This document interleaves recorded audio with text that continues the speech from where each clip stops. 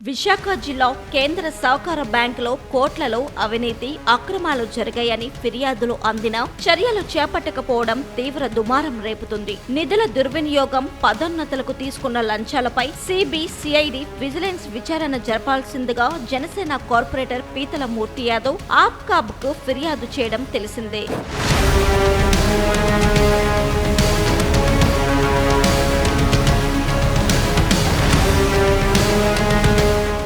DCCB రాష్ట్రంలోని ప్రముఖ బ్యాంకుగా పేరుగాంచింది. బ్యాంకు అక్రమాలపై సంబంధిత శాఖలన్నింటికీ మూర్తి యాదవ్ ఫిర్యాదులు పంపించారు. ఉమ్మడి విశాఖ జిల్లాలో 3 లక్షల మంది రైతులకు ఈ బ్యాంకు సేవలందిస్తుంది. ఈ బ్యాంకు పరిధిలో 98 సహకార సంఘాలు, ఎంవీపీ కాలనీ, చినువాల్తర్ సహా 34 బ్రాంచీలు ఉన్నాయి. గత ఏడాది జనసేన నేత కోన తాతారావు నాన్ అఫీషియల్ పర్సన్ ఇన్ఛార్జిగా బాధ్యతలు స్వీకరించిన తరువాత బ్యాంకు చరిత్రలో ఎన్నడూ లేని విధంగా రైతులకు తీరని ద్రోహం జరుగుతోందని ఫిర్యాదులో పేర్కొన్నారు. ఇటీవల ఉద్యోగుల పదోన్నతుల్లో తాతారావు అండ్ కో బృందం ₹1 కోటి వరకు వసూలు చేసినట్లు మీడియాలో కథనాలు వచ్చాయి. జాబితాలో పేర్లు ఉన్నా సరే లంచాలు ఇవ్వని కారణంగా పదోన్నతులు లభించలేదని కొందరు ఉద్యోగులు చెబుతున్నారు. ఈ పదోన్నతుల్లో రిజర్వేషన్లు సైతం పాటించలేదని, దీనిపై బ్యాంకు ఉద్యోగుల్లో తీవ్ర అసంతృప్తి, నిరాశ, నిస్పృహలు, ఆగ్రహం వ్యక్తమవుతుందని అంటున్నారు.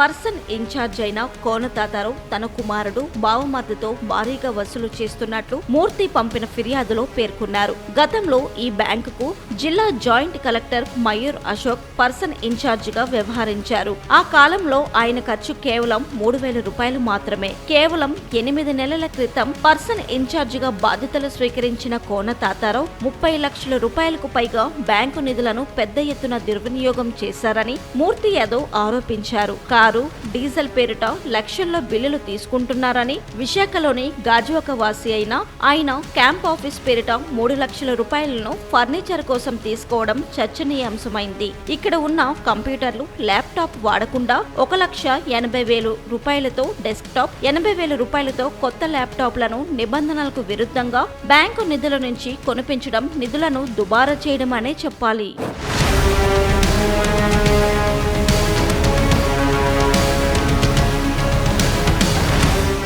కేవలం లబ్ధిదారులు లంచాలు ఇవ్వని కారణంగా డీసీసీబీ విశాఖ బ్రాంచ్ లో పీఎంఈజీ పథకాన్ని అమలు చేయడం మానేశారని సమాచారం. పర్సన్ ఇన్ఛార్జికి చెల్లించాల్సిన వాటా కుదరని కారణంగా ఒక్క లబ్ధిదారుడిని కూడా ఎంపిక చేయకపోవడం దారుణమనే చెప్పాలి. రైతులకు సేవలందించాల్సిన పదవిలో ఉన్న తాతారావు బృందం ప్రతిరోజు స్టార్ హోటల్ నుంచి భోజనం రప్పిస్తూ బ్యాంకుకు బిల్లులు పెట్టారని ఫిర్యాదు సారాంశం. అలాగే బ్యాంకు పరిధిలోని సహకార సంఘాల నుంచి నెలకు ₹1,00,000 చొప్పున మామూలుగా ఇవ్వాల్సిందిగా ఒత్తిడి తీసుకొస్తున్నారని మూర్తి యాదవ్ ఆరోపించారు.